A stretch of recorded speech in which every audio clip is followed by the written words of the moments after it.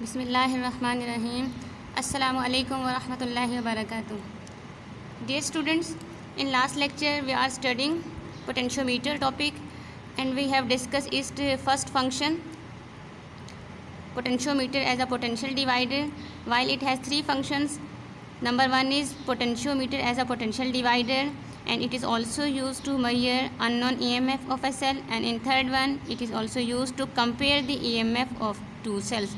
So today we will discuss remaining two functions of potentiometer. As you know, potentiometer is a device that is used to measure and compare the potential difference. To measure unknown EMF of a cell, the arrangement of the circuit is given in figure. In this figure, this E is EMF battery, while there is a resistance R, capital R. It has two terminals A and B. This resistance is connected with two terminals A and B.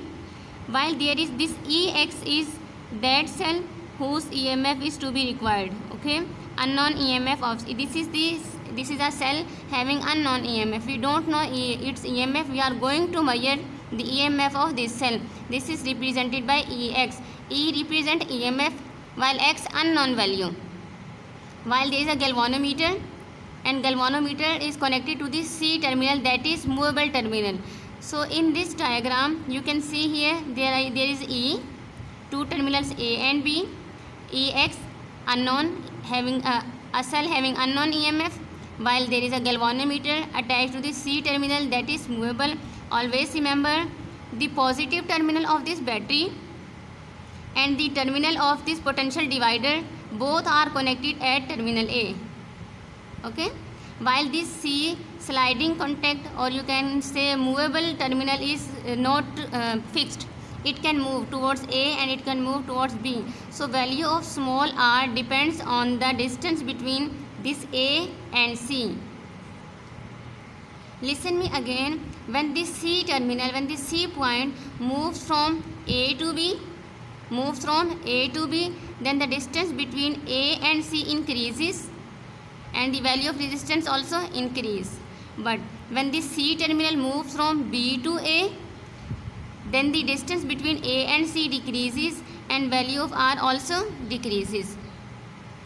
So in this way, in this circuit diagram, in this way we can calculate unknown EMF of any cell. So how can we calculate? After making this circuit, we will touch this sliding contact at different points on this resistance.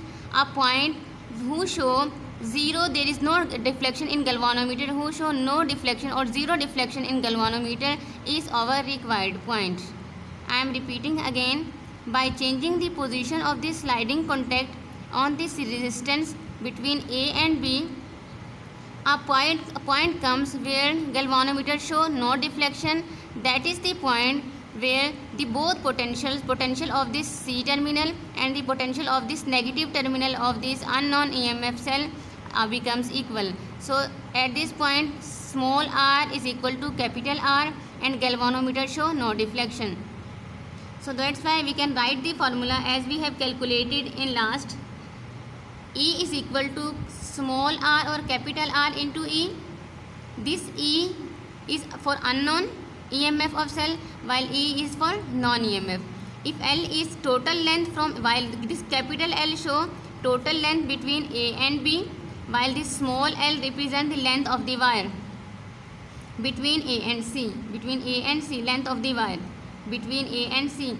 Therefore unknown EMF is given by EX is equal to small l over capital L into E. So in this way we can easily calculate unknown EMF of a cell.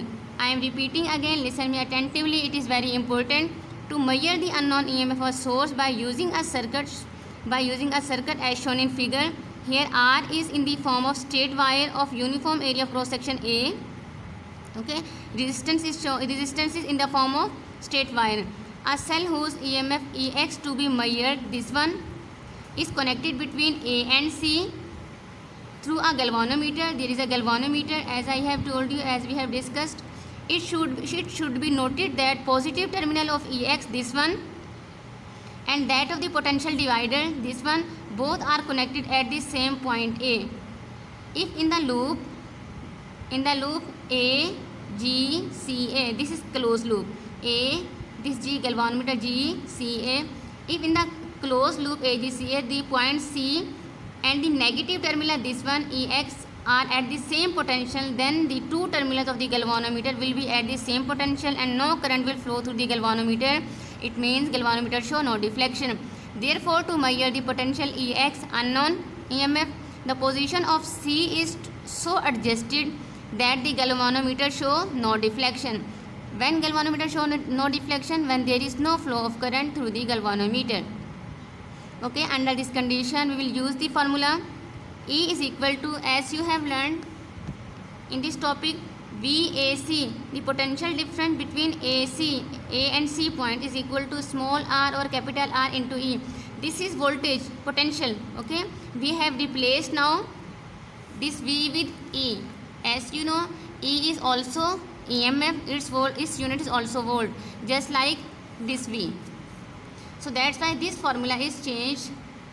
EX into this small r is replaced by small l, the length of the wire between A and C, and this capital L represent the total length of A from A to B. So by using this formula we can easily measure unknown EMF of a cell.